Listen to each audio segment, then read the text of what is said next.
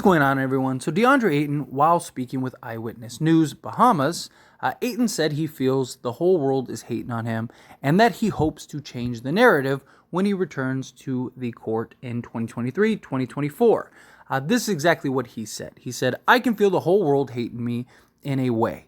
I'm the guy a lot of people point at and see it and feel it, but mainly what I've been working on 5 to 6 days a week since we've lost is just motivating myself to change the narrative of what people think about me." He also added, "No matter you put it, I feel like I have no fans out there and I can feel it because the whole world is saying it. My goal is over the summer is to change that narrative, just unlock whatever it is and just completely focus on me and change the whole thing." So first off, DeAndre Ayton sounds like a woe is me type guy. Oh, boo-hoo, taking no accountability, taking no responsibility, acting like people are just making up some narrative when you are pretty much solely responsible for your coach getting fired. You're a guy that completely quit on your team on numerous occasions, was a locker room headache, and just a total disaster. But let's just look past all of that. And now he's saying he wants to change the narrative and he wants to change the outlook of just the media and fans and stuff like that towards him. Now, again, the entire narrative around DeAndre Ayton is because of DeAndre Ayton. People were pumped and excited and thought this guy was going to be one of the premier centers in our league when he came and was drafted by the Phoenix Suns. People thought the Phoenix Suns got an absolute home run steal.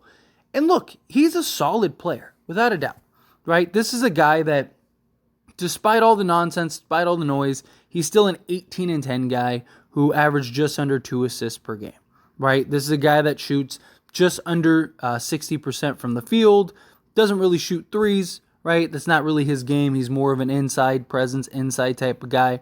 But overall, a solid contributor. A legit 2010 guy on a team that wasn't contending, right? Like if you put him, I don't know, if you put him on like the Hornets or something, he probably is like a 25-10 guy.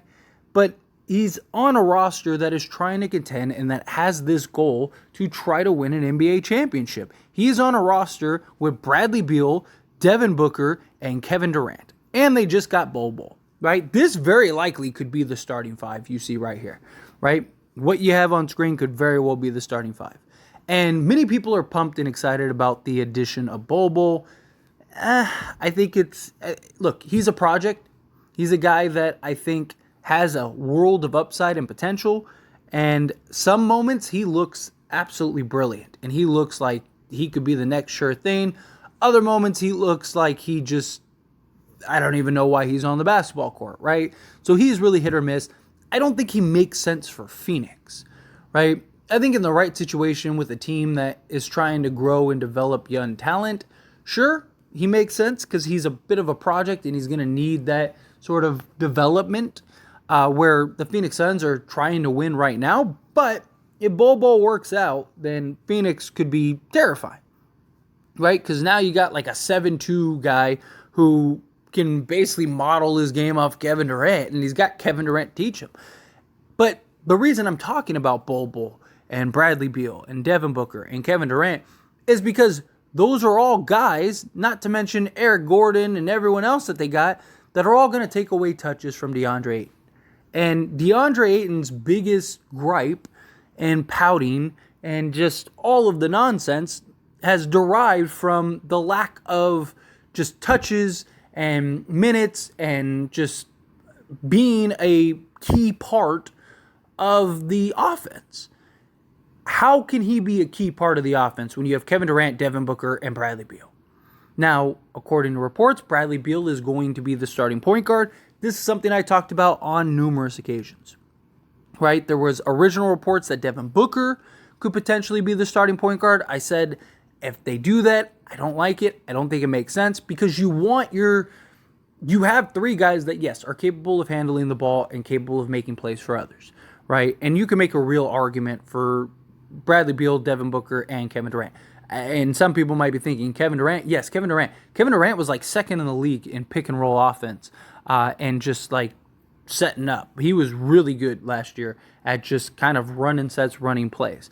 But whichever these guys are the point guard, you want the one to be that is your third option. That is the least likely to get the most touches.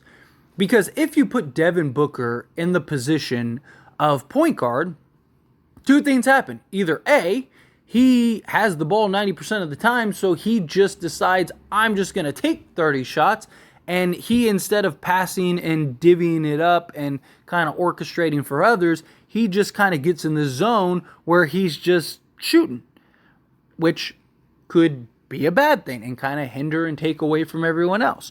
Or the second option is that he tries too hard to play make and too hard to set other guys up, and therefore it completely takes away from his offense and his ability to score, which you want Devin Booker taking shots. Him and Kevin Durant are your best players.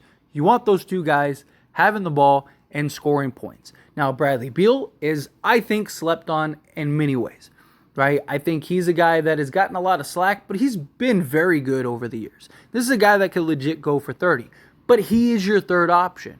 So him being the third option, you want him to kind of be point guard and feel like he has to get others involved, like he has to make plays and play the point guard role, be the distributor, because then that will put more shot attempts in Kevin Durant and Devin Booker's hands and not as many in Bradley Beal.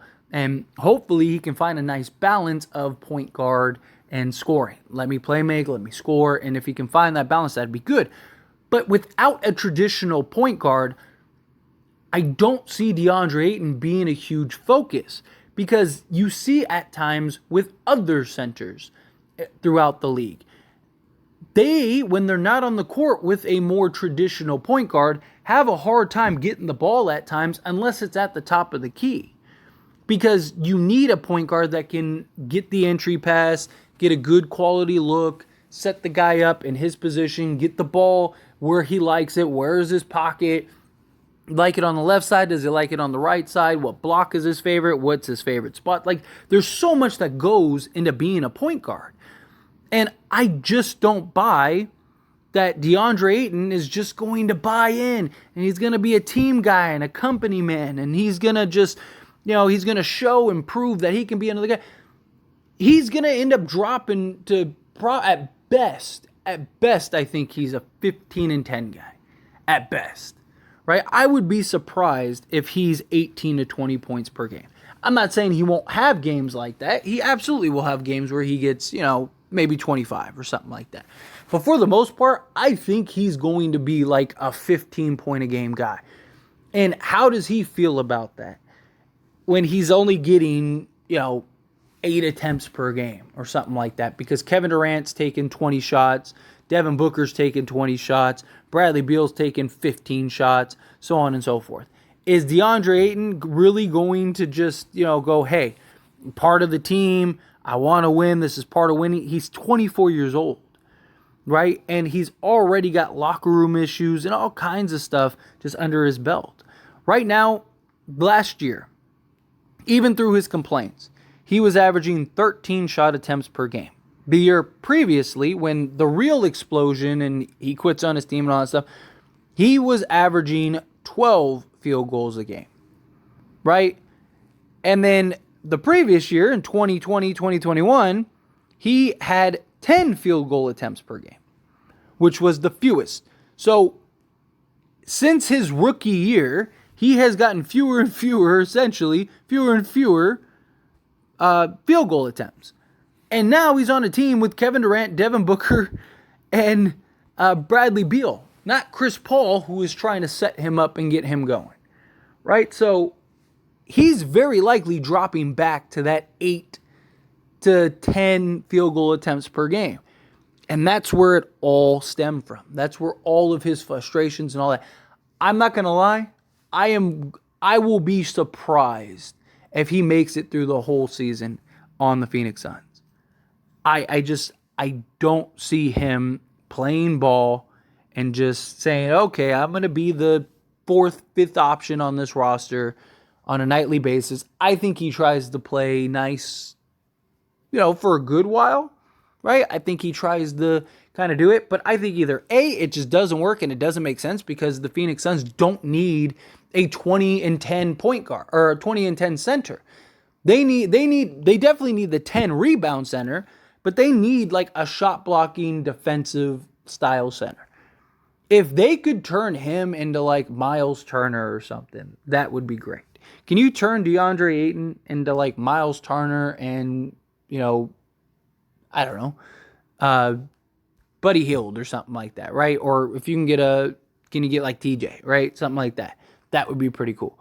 But as far as Phoenix and DeAndre Ayton and this happily ever after type marriage thing, it's just, I don't see it working. I don't see it making sense.